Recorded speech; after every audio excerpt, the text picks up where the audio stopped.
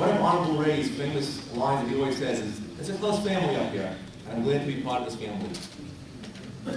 I'd also like to thank my running mate, Hannah Havens, for assisting me with the run. You're not up here with me, but thank you for constant guidance. You've always supported for me during the run.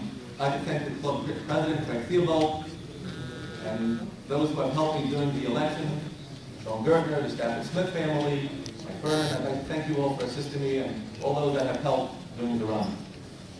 Leading this town is a group effort. Our form of government requires us to depend on each other and on the township professionals as well. This committee has always had a strong bipartisan cooperation, and I'm a strong believer of the bipartisan coalition with the committee working together for the betterment of the town. I'd like to thank my parents, my in-laws, for all they have done for me throughout the years. They have much madness for me, and all the children and grandchildren as well. At this point, I'd like to extend to them also a public apology to my entire family for all the symptoms and events that I have missed, came late, or had to leave early, or forgot. Due to my communal responsibilities, I certainly apologize for all those. I thank you for your understanding and support whenever that happens. Last but not least, I'd like to thank my wife, Kevin, for being most supportive of this, as well as all of my other endeavors. I certainly didn't think about this when we got married. Here, whether it was my endeavors over at McGuire Air Force Base, or as my duty as a volunteer chaplain at Ocean County Sheriff's Department, or here as a township committeeman. Kevin, you're always there for me, and words alone cannot convey the adequate gratitude and appreciation for allowing me to do all these, wear all these hats, and I appreciate that. I'd like to thank my family that's here today, my sunshines of Esti, Hindi, and Surrey, and everyone else that's here, and we certainly appreciate everyone that was able to be here today to assist. As in previous years, Lakewood's beauty is not only reflected in, as I've said in previous years, Lakewood's beauty is not only reflected in parks, lakes, and playgrounds, but also in its diverse ethnic groups, cultures, religions, and age groups. I'm committed to serving each and every resident with fairness and integrity, and I hope that as we serve and walk among our community, that we lead by example in our service to the community, that many others may choose to serve in whatever capacity to bring whatever talents they have to offer help to the town of Lakewood. I'm honored and humbled to serve in the Township Committee, working together for all of Lakewood. I wish you all a happy, healthy, prosperous new year. Thank you.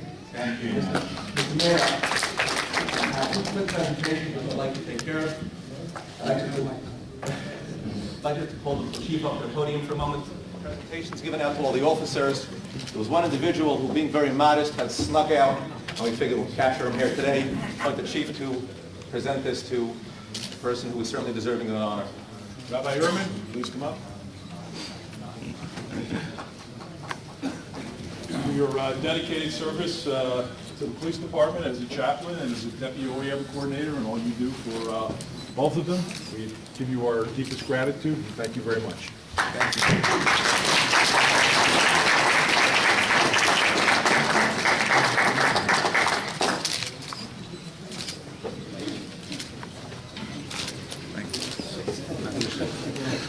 At that meeting when all the officers were being honored, I was thinking we had omitted one person. There's one person at night, and I know I called the chief late at night many, many times, and I call him at his house, in his home. I pick up the phone and I hear, Jan, his wife, picks up the phone at 1 o'clock in the morning. Hello, I said, I'm so sorry to bother you. I really am, but it's got to be, I yanked the chief out of bed. Remember one time, Mayor Lichtenstein and myself, we said to the chief, we got to talk to you. He goes, okay, we meet at 9 o'clock in the office. I said, no, we're going to meet in your house right now. And we came down, Mr. PJ, we came down to your living room, and we sat and had to talk about whatever needed to be spoken about.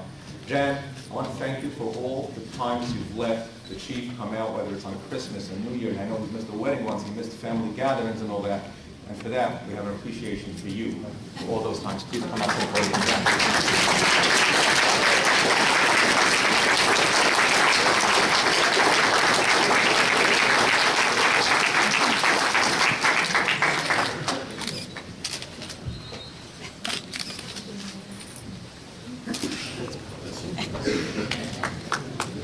Thank you, Deputy Mayor. Ready?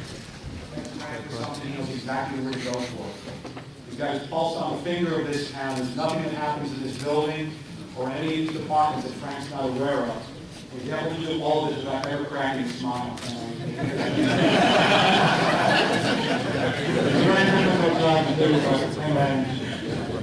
And hopefully over the next 6 months we'll change your mind. You don't have to do that next time. Steve, when you came on last year, I really didn't know what to expect working with you. very pleasantly surprised that we haven't been able to afford such a good working bond. I don't envy you in the least this year. It is probably going to be a horrific year from a financial standpoint. There's going to be an awful lot of decisions that are going to have to be made that nobody's going to be happy with. And I just want you to know that on my half, I'll be right behind you the whole time. Hopefully reflecting everything that comes back to you, but you'll have my support, whatever we can do to work through this as a team, we will do that, and I promise you that, whatever help I can offer from the experience I have this year. So, great. Manash, again, I think there's probably no harder working person in the township of Lakewood than the man sitting next to me. I don't know how he survives. He's always out and about. I'm afraid to call his house up until about 1 or 2 o'clock in the afternoon, because I know he's been out till 3 or 4 o'clock in the morning running around town. And Stephen was right. You do deserve to sit in that middle chair, and I hope that next year, when the time comes around, I do have the honor to be able to say that I served with Mayor Manash. The culmination to my time on committee. With that, I just want to thank everybody for coming out this morning. Wish you a happy new year, and just ask you all to work with us, to pray with us, and see what we can do to get through this coming year, because it's not going to be easy, and it's not going to be fun. Thank you.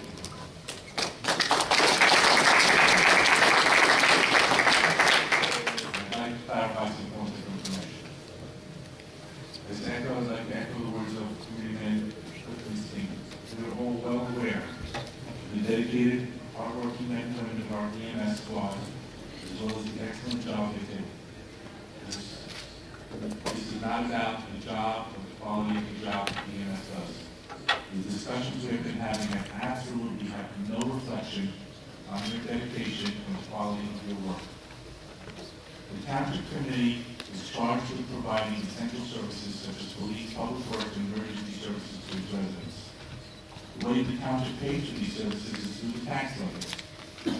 Several years ago, in an effort to combat rising property taxes, the state government imposed a spending cap on all municipalities. This spending cap limits the amount municipalities, including Lakewood, to raise taxes from year to year. Basically, what the state has said is we will only allow you to raise your taxes so much every year and no more. This means that even if we wanted to raise taxes to cover all of our services, we can't. Basically, what the state is saying is, well, if your services, if the cost of your services increase more than what we allow you to raise your taxes, it's too bad. You have to do something about the services. Now, due to a large number of factors, which include, and by no means are limited to, the bad economy, a sea of never-ending property tax appeals, and continued cuts in state aid to the municipalities. Keep in mind that Lakewood has lost approximately $750,000 a year for the past 2 years, over $1.5 million that we've lost from state aid. 2 weeks ago, we were informed of an additional cut in aid of $91,000, and it's very distressing to hear the senator say that there spoke about having no aid at all to municipalities next year. We're now faced with the possibility of not being able to fund all of our obligations. We're not looking at privatizing EMS services as a cost savings. Unfortunately, we have to look at it as part of the way to fulfill our mandate to provide a balanced budget. Now, one option on the table is to impose sweeping budget cuts on all departments, effectively spreading the pain around. However, we must ensure that we do not negatively impact the services that are needed in town. We need to understand the impact of having fewer police patrolling the streets and fewer public works employees picking up our trash, and plowing our snow, and maintaining our roads and parks. In fact, if we just did cuts across the board, how would that impact the EMS department and affect the way they handle emergency calls? The reason we are exploring the option of privatizing the EMS services is that it may allow us to continue to provide services at the level our residents currently receive. If we were to privatize our EMS functions, the residents will not see any change in the service they receive in time of crisis. Life-threatening ALS situations are and will continue to be answered by mine. The funds freed up by this change could then be used to avert layoffs in other departments that could adversely affect the level of service we receive from these other departments Public Works and even EMS. We must look at the options before us. We must figure out a way to deliver services within the restrictions placed upon us by our budget cap and imposed on us by the state of New Jersey. One principle that we will not waver on is that we will not allow the quality of the services we deliver to our residents to suffer. I have received form letters from residents and supporters of EMS asking us not to eliminate the department at this time. I took the time the past couple of days to reach out and talk to some of the residents who sent me these form letters. And sadly, I was extremely shocked by what I heard that our own EMS representatives have been telling the public. I heard that it's a done deal. That is simply not true. At the current time, the township has taken no action with regard to the EMS other than advertise or propose.